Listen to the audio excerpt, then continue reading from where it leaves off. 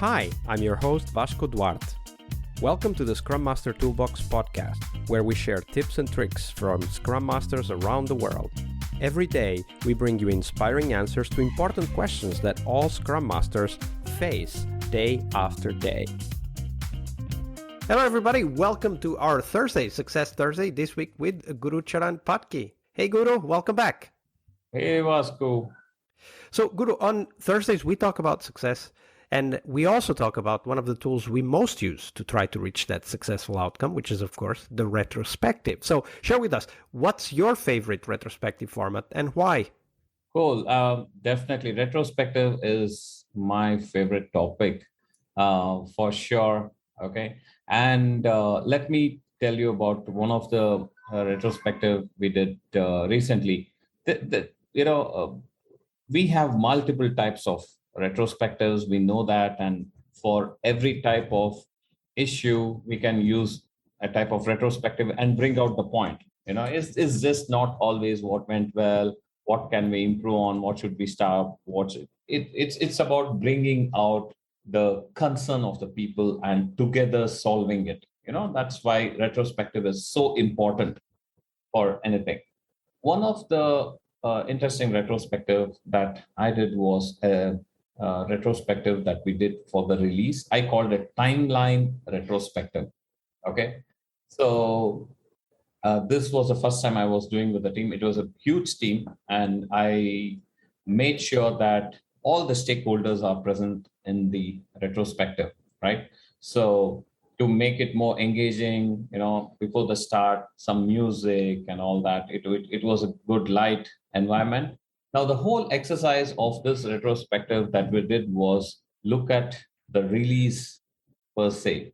It was a release after 5 or 6 months, I think, right? And the team was having their individual retrospectives every 2 weeks, but we wanted to look at a release because we were moving into the next release. So I invited all the stakeholders and we put a timeline, right? We used Visio for this. You can draw beautiful charts on that. And recently, Miro boards also have been awesome. We can use Miro boards also. So that what I did was we went to the timeline every month timeline. So we put what was achieved in each of the month, right? And then we spoke about the journey of the release, right? From first month. Now the conversation started that in say month one, say January, right? What went well? Oh yeah, we completed one part of it, right? Then what should we have done better, or what could we have done prior to this, right? So people came up saying, oh yeah, I know we did this, but we faced the problem of the environment setup, right?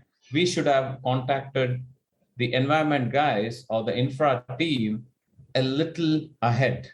We didn't anticipate that it'll take so long. So we should have. One of the things that I like about the timeline, and I guess that's one of the things that you are referring to, is this idea that you can bring people's different perspectives together because nobody sees everything. And we can all learn from each other. So if we just put those two things together, of course, if we do a timeline together, we'll eventually figure out, what you learned, what I learned, and also what are the things you saw I didn't, and vice versa. Yeah. And one of the things that can be risky is, of course, that we all see things differently. So how do you manage that risk? Because sometimes stakeholders see something as a failure, even if the team sees it as a success, right? Like how do you manage that potentially difference in views of what happened? Well, when it comes to failure or success, right? I mean, in retrospectives, the view is always different. For example, the team has achieved a big technical blocker. It has resolved it, but it means probably less to the stakeholder because he wants a functionality there, right? He would expect that there's a functionality that has not been done, but yeah, this is what has been achieved.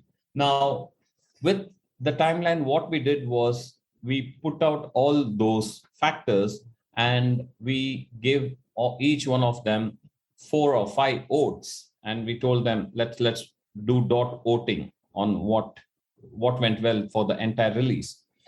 As you said, the stakeholders put that the functionality was not achieved at this point of time, but they saw that the developers had an issue, right, with environment. So they could connect, oh, okay, we didn't achieve it because there was an issue with this. Now, how do we put it to action? Now, what is the action item? Before we start off with the sprints, right, we ensure that the environment is ready. The stakeholders said, no, we can't wait for it. Let's just do it. Let the developers just start with the dev environment and all that. What happened?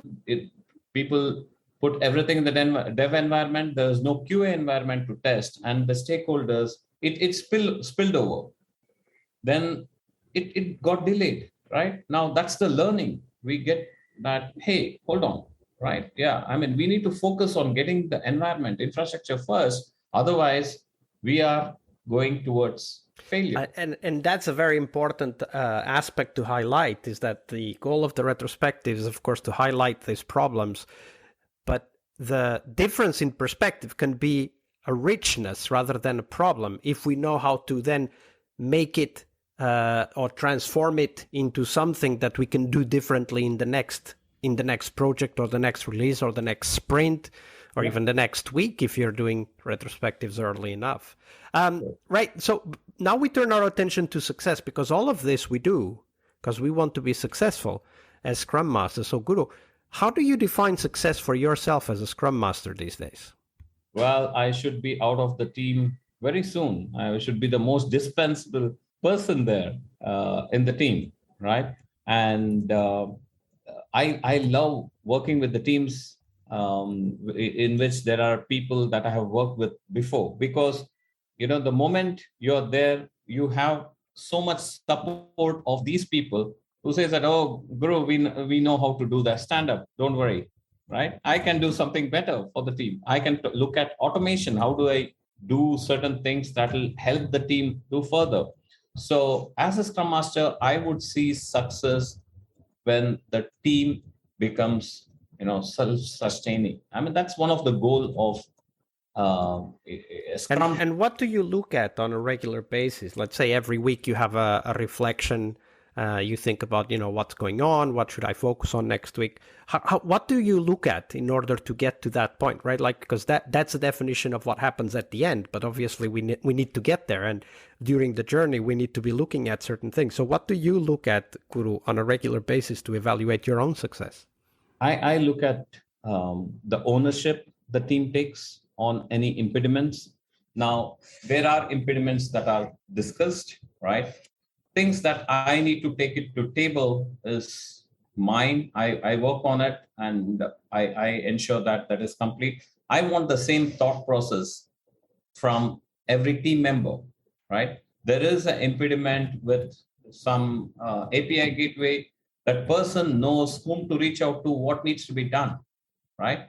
It's not that, okay, I have to tell the Scrum Master has to set up a meeting with me, with that person. No, I'm not a personal secretary to anyone. I want them to understand that, okay, there is a problem that I should own up and resolve it. That is something I look at from the team, and that is what I help them to achieve. Yeah, absolutely. And that's a great way to define it, and also a great set of questions to take on to our personal reflection. Do I see the teams take ownership, or do they come to me with things I would expect them to own? So that's a very important perspective. Thank you for sharing that, Guru. No problem. Part of a successful Scrum Master job is to help the product owner. Tomorrow we explore that critical role in Scrum, the product owner role. Tune in to learn about product owner anti-patterns, what you can do to help the product owner, and a real-life example of what a great product owner is and what made it so. Tomorrow on our Friday Product Owner episode. See you tomorrow. We really hope you liked our show. And if you did, why not rate this podcast on Stitcher or iTunes? Share this podcast and let other Scrum Masters know about this valuable resource for their work. Remember that sharing is caring.